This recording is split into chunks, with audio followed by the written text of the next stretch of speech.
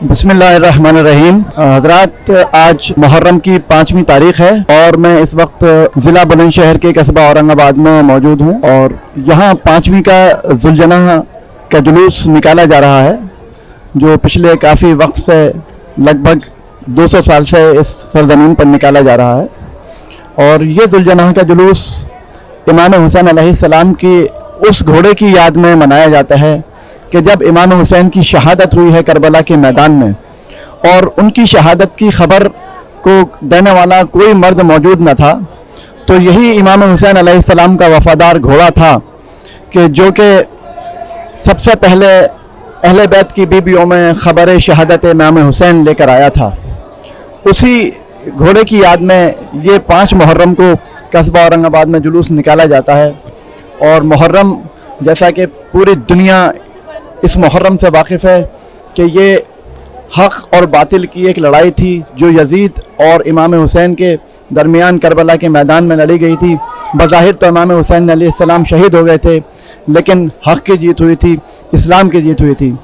آئیے میں اپنے قصبے کے ایک معزز شخصیت جناب ارشد عباس صاحب سے بھی گزارش کروں گا کہ وہ اس موضوع پر اپنے وچار جو ہیں وہ ویکت کریں۔ ارشد عباس صاحب۔ آپ نے ابھی دیکھا ہے کہ جو اینکر ہیں انہوں نے ایک پرانی ہسٹری کے اوپر، اتہاس کے اوپر ایک نظر ڈالی، جو 5 محرم کے سلسلے میں یہ جلوس کیوں برآمد کیا جاتا ہے۔ حضرت محمد، جن کو پروفٹ آف اسلام کہا جاتا ہے، وہ دنیا میں ایک انسانیت کا پاٹھ پڑھانے آئے تھے اور انہوں نے پڑھایا۔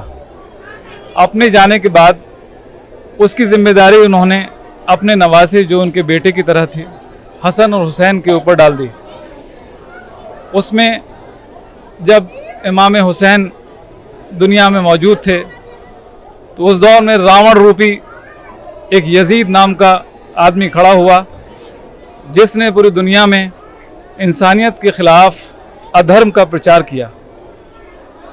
اس راون روپی یزید کے خلاف امام حسین یعنی پروفٹ محمد، حضرت محمد کے نواسے نے اس کے سامنے کھڑے ہو کے انسانیت کو بچانے کے لیے اپنے فیملی، اپنے پریوار کے 72 لوگوں کو قربان کیا۔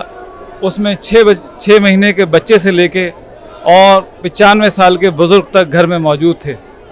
اور صرف یہی نہیں، انہوں نے اس راون روپی یزید کے خلاف، اس میں وہ جنگ نہیں تھی بلکہ اس کے خلاف ایک ریزسٹنس تھا، اس کے خلاف ایک رکاوٹ تھے، اور اس کا نتیجہ یہ ہوا کہ انہوں نے قربانی دی۔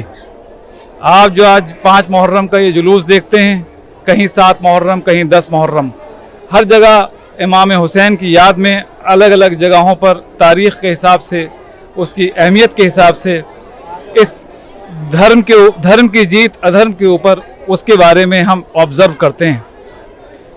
اسی سلسلے میں اورنگ آباد ضلع بلند شہر اتر پردیش کے اندر آپ اس جلوس میں، ہم نے اس جلوس کی خاصیت یہ ہے کہ یہ جلوس کسی مسلمان، کسی مذہب یا کسی کاسٹ کے بنا پر نہیں اٹھایا گیا، بلکہ اس جلوس کی خاصیت یہ ہے یہاں پہ ہر دھرم کے لوگ اسی طرح سے بڑھ چڑھ کے حصے داری لیتے ہیں کہ جیسے یہ کسی مذہب سے تعلق نہیں رکھتا، بلکہ حق کے اوپر، حق کی باطل کے اوپر، ادھرم کے اوپر دھرم کی جیت کا جیسے صحرا ہوتا ہے۔